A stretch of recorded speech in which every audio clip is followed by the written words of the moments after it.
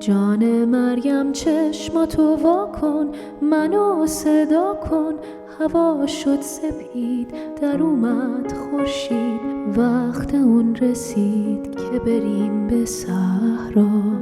آی نازنین مریم، جان مریم چشماتو وا کن، سری بالا کن. بشیم روونه، بریم از خونه، شونه به شونه، به یاد اون روزا. آی نازنین مریم.